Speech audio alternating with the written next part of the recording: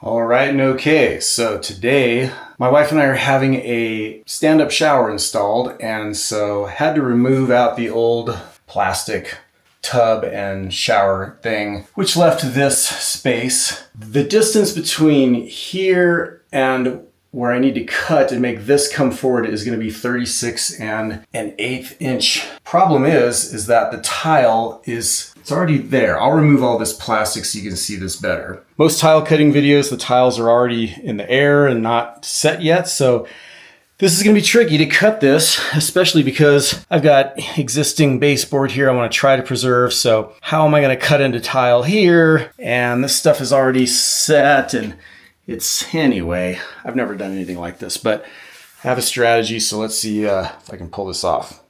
Okay, something I noticed right off is that the measurement on one end of this area where the shower pan is going to go is currently measuring at 29.5 inches from the stud. But then over here on the other end, from the stud here, it's 30.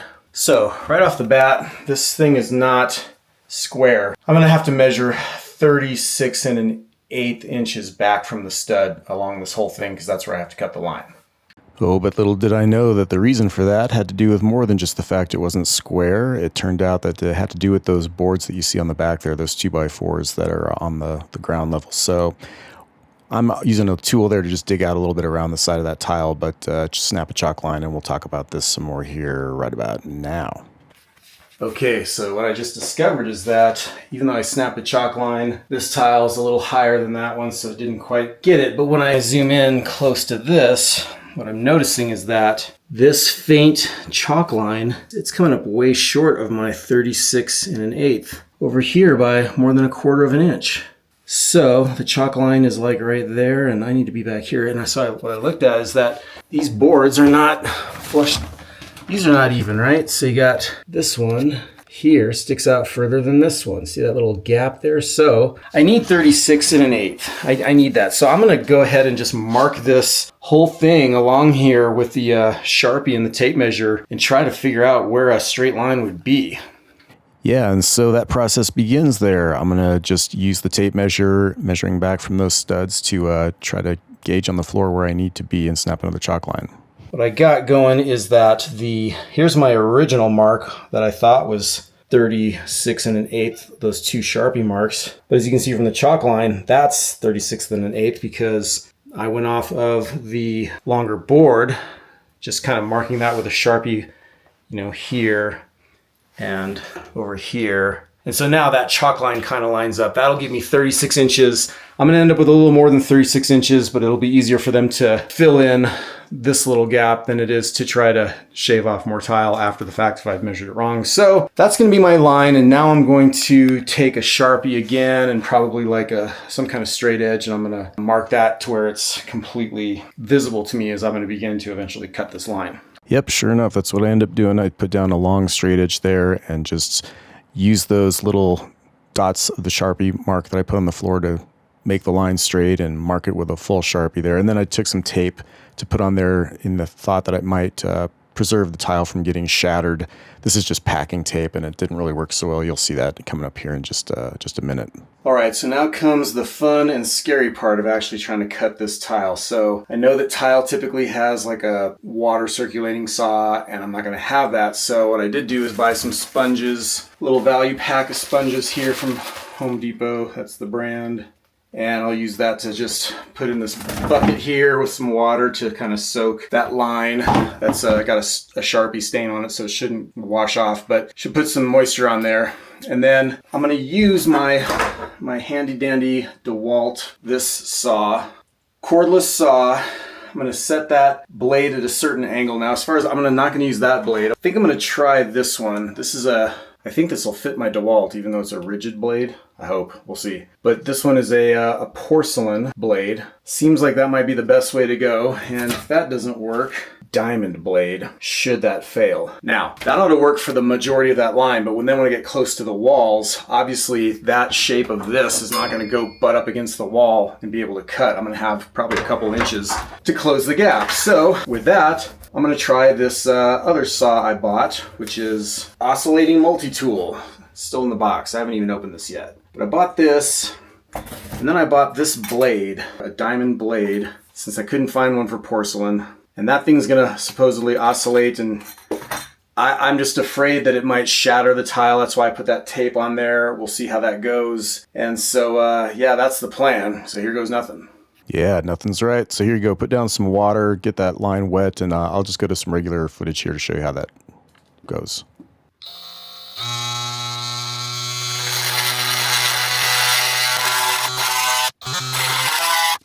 And then I'm just going to speed it up here. Unfortunately, my camera went out of focus, which is a drag, but I went from one side to the other, just easing into this. I was just really taking my time, going slow, just trying to get a feel for how that was working, and seems to be taking off here, so we'll go get into some more footage here.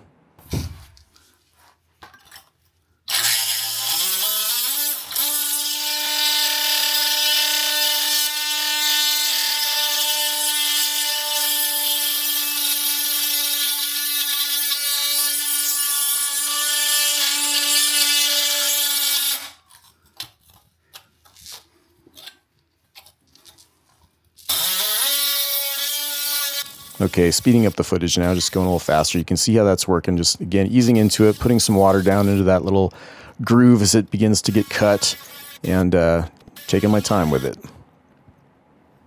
This is just to show you how I got the depth measured. I knew right about there how far down on that blade I needed to be to get cut through the tile. So continuing through here, just, again, slowly but surely. That little gap on the left between the stud and the tile helped a lot on this side, and I'm going to have not that benefit on the other side, as you'll see later on, which will become a bit of a problem. It's getting a little bit of dust, so I decided to turn on the shop vac and just have it kind of running in the background there to suck up some of that dust. Okay, a couple things. My tape is obviously coming off because of all the water, and I saw that dark color, which I think is in the concrete below the tile. Maybe there's like a grout layer under there. Anyway, I'm going to turn this camera around and kind of show you the progress so far. So I'm getting a nice cut there. The tape is moving off. That cut is good. Tile's not shattering. It's pretty clean cut and very little dust. I did get the shop vac going there for a little bit. Anyway, I'm going to do this a little more here, and then I'm going to start work on the other side. So I think I'll just jump to where I'm cutting on the other side here. Okay, so pretty much a repeat. I'm going to wet the tile down and just get that notch started there as I begin to ease into this side of that part of the tile, and there we go. So I'll just kind of show how this cut is beginning, just so you get a sense of what I'm doing. Let me turn this around again. I am just getting a notch going there. I have to very slowly work my way toward that baseboard. But yeah, that's my beginning cut right there. And we'll resume.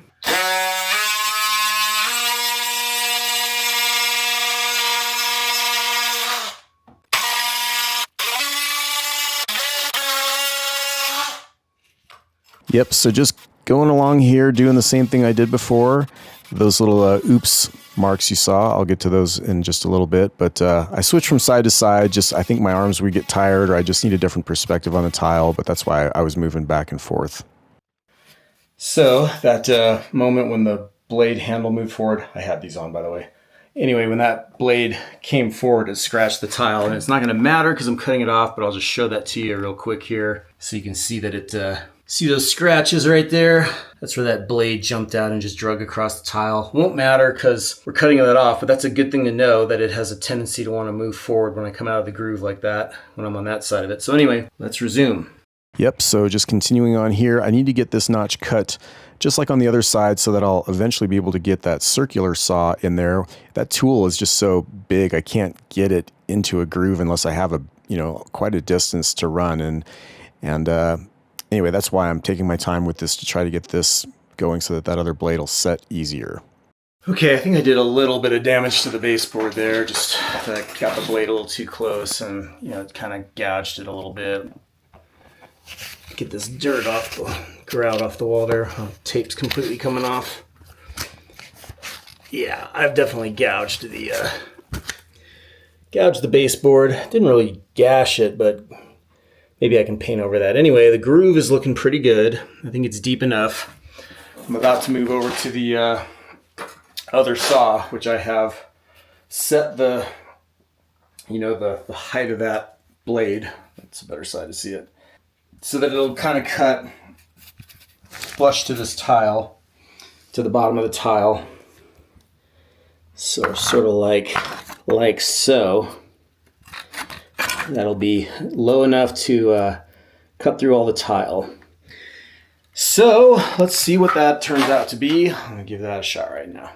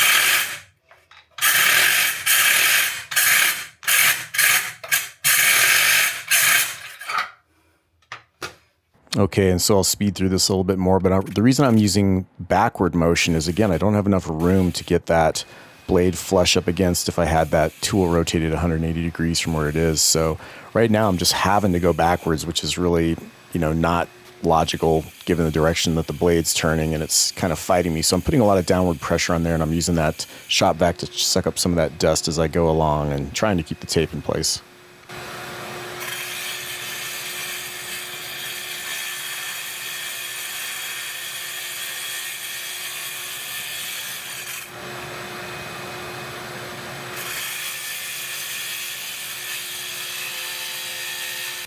Okay, I'm going to speed it up here again a little bit just to go through this process. You can see I'm just kind of going in a straight line now, holding that shop vac over where the dust is coming out of the tool and putting water down from time to time and getting closer and closer to my other cut, which will finish the entire line there of this cut into the tile on the floor.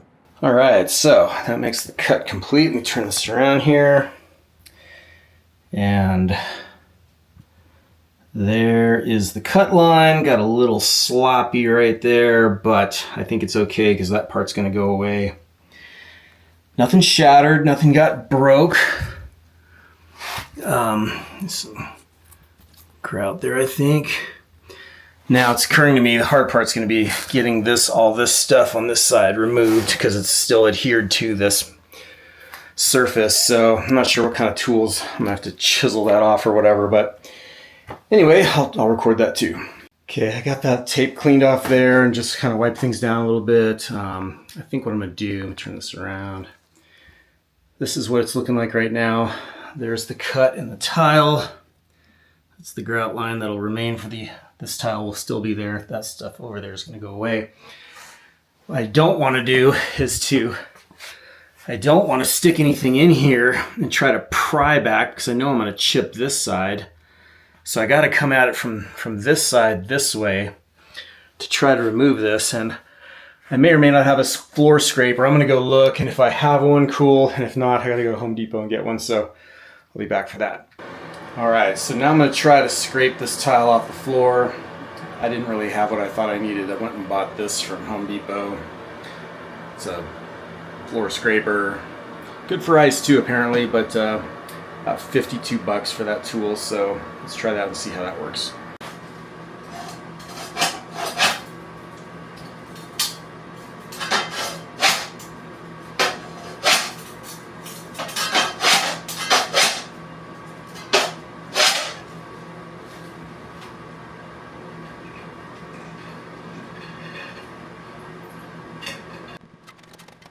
And as you saw, that tile came right up, so just going to continue to work on these others here and just gently flush with the floor. And then this one had a little bit more of that mortar grout stuff underneath the tile. and using a shop vac to clean up that residue. Well, that part was surprisingly, shockingly easy and quick, but I do have one little corner to deal with here on the part that's adjacent to the wall. I'll show you that. So that didn't come out, and obviously the blade didn't cut close enough when I did the oscillating saw, so I have to figure out something there. Yeah, I figured I'd try some more oscillating tool action and just try to get that little bit of a corner out of there. And so took my time, was just going at it at a very slow pace, and you know, I knew it was gonna be tough, and so